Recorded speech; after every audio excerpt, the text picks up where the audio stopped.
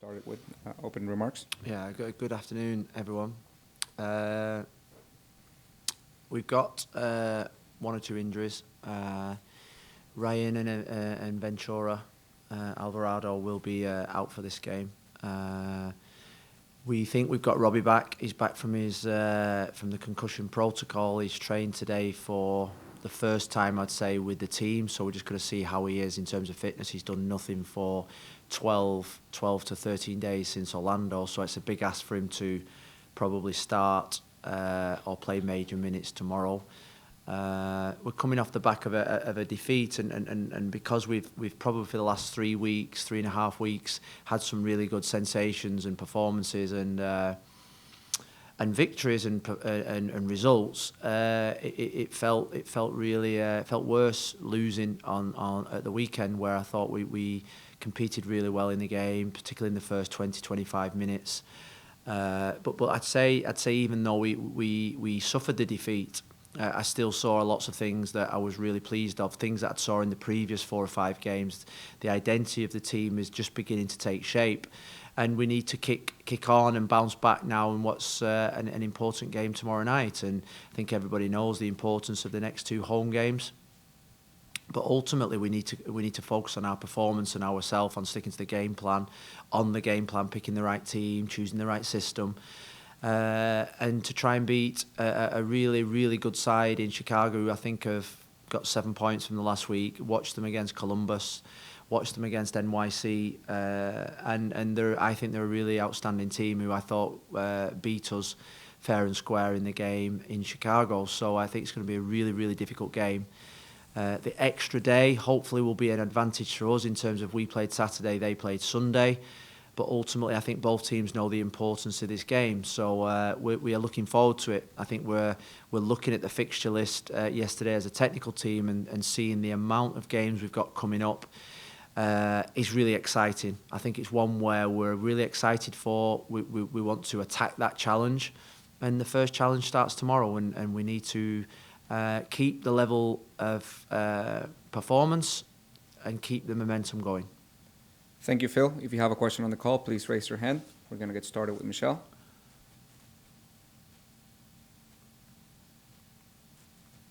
Hello. Hey. Hi, Michelle. Are you okay? On the road. I want to ask you about Robbie. You said he may play Saturday. I guess might not start. He's just starting to train again. How disappointing is it that he has not been able to have a full season?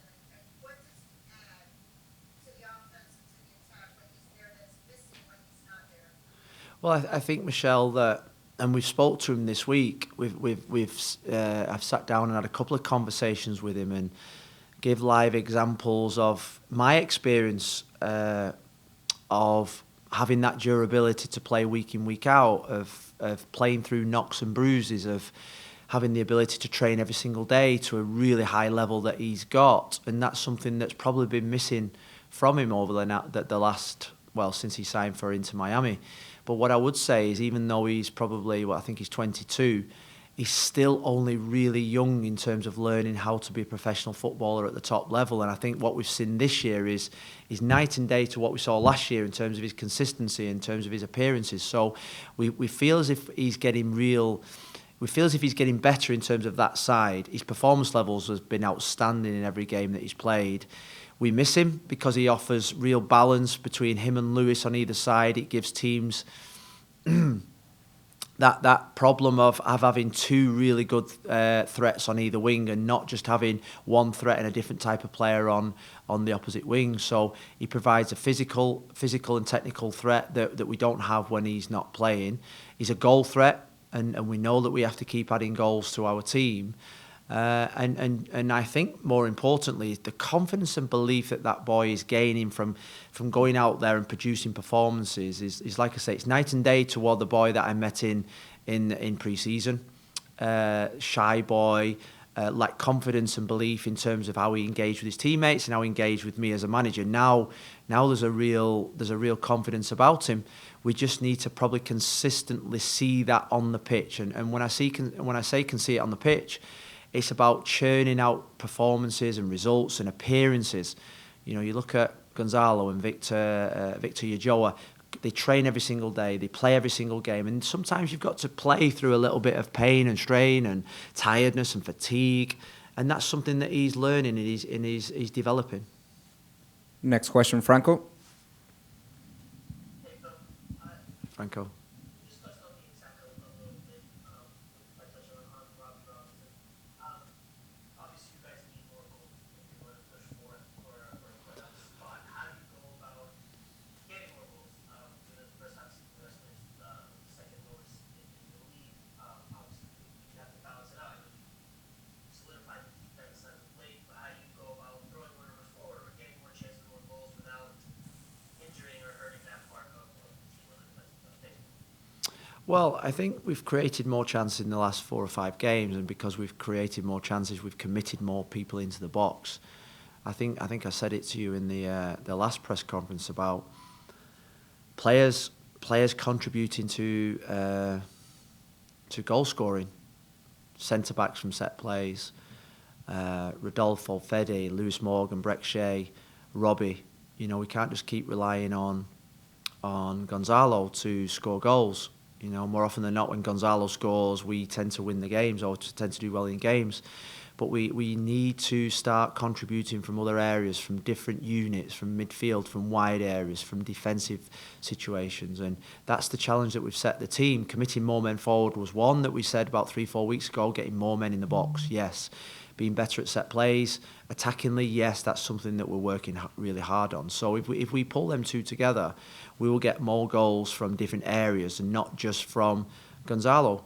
And you know, Julian Carranza, when he gets opportunities, needs to start scoring goals, and that is not to put pressure on anyone. That is just a fact. We need goals from different areas of the pitch. People start contributing from different areas of the pitch, showing more composure in the final third. And once we start getting goals from different areas of the pitches, we'll start having a little bit more control in games and a few more games that don't just go right to the 96th minute like every single one of our games go to. Next question, Lauren. Thanks, Rafa. Hi, Phil. Hi, Lauren. With 2 home games this week, what is the team's attitude and mindset in preparing for these matches?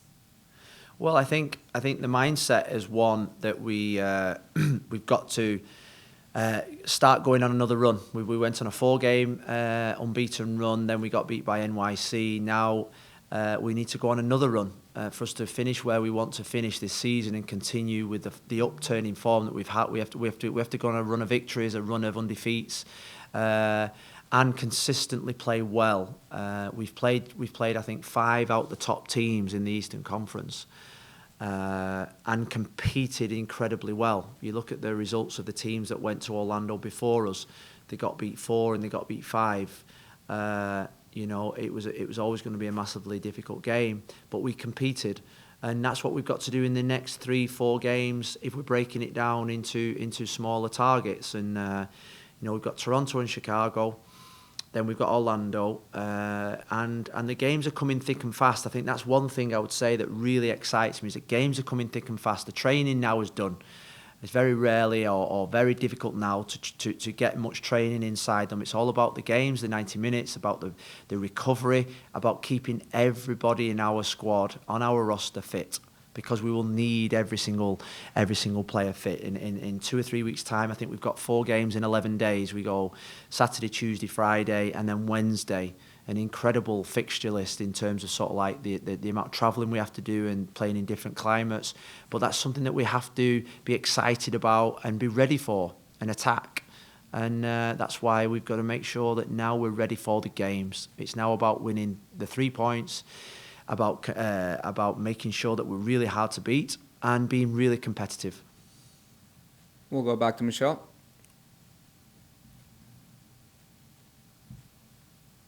Well, can you talk a little about Chicago specifically? What kind of challenges they pose? The last game, I went back and read my game story. It was kind of a forgettable game. Probably would want to forget everything. Kind of a dominating start to finish. How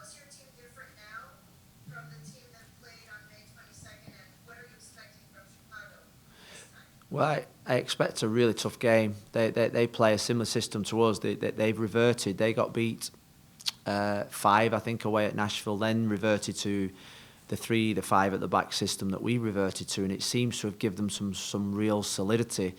A team that play, they've got a good balance between playing direct and playing short, and I think they've got a player in their team I think is an outstanding player in Midran. I think he's a really good player.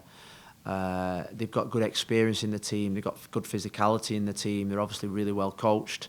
And I think this is going to be one of our, out of the last 5 games, I think this could be one of our most difficult because of what the 3 points mean to both teams, and because of the form that they're in. They're in really good form. So I think you've got 2 teams that are approaching it in probably a similar manner. 2 teams in good form, 2 teams that need and desperately need those 3 points.